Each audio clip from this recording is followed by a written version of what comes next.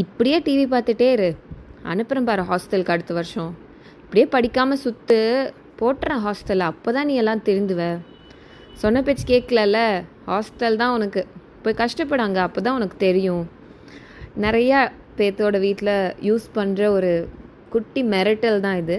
காமனாக இதோட common thread என்ன அப்படின்னு நம்ம பார்த்தோம்னா, பிரேக் டவுன் பண்ணி பார்த்தோம்னா, நான் நினைக்கிற மாதிரியான குழந்தையா நீ இல்லைன்னா உன்னை நான் வேறு பக்கம் அனுப்பிச்சிருவேன், நான் இன்றைக்கி உனக்கு காமிக்கிற இந்த அன்பு பாசத்தையும் நான் கட் பண்ணிடுவேன் அப்படின்னு சொல்கிறது வந்து சாதாரணமாக நம்மளுக்கு தெரியலாம். ஆனால் ஆக்சுவலாக நம்ம ஜூம் அவுட் பண்ணி பார்த்தா இது வந்து நம்ம ஜுடிஷியல் சிஸ்டமில் நம்ம கிரிமினல்ஸ்க்கு பனிஷ் பண்ணுறதுக்கு யூஸ் பண்ணுற ஸ்ட்ராட்டஜி.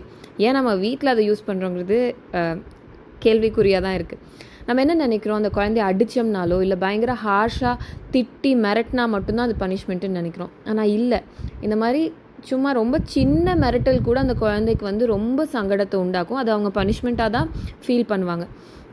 இப்போ ஹாஸ்டல் வந்து ஒரு பயப்படுற மாதிரியான ஒரு இடம் அப்படிங்கிற மாதிரி நம்மளே ஒரு பிம்பத்தை க்ரியேட் பண்ணி வச்சுருவோம். ஆனால் இல்லையே, பெரும்பான்மையாக நம்ம எடுத்துக்கிட்டோம்னா ஹாஸ்டல்ஸில் நிறைய பேத்துக்கு நல்ல எக்ஸ்பீரியன்ஸஸ் இருந்திருக்கு, புதுசாக நிறைய கற்றுட்ருக்காங்க.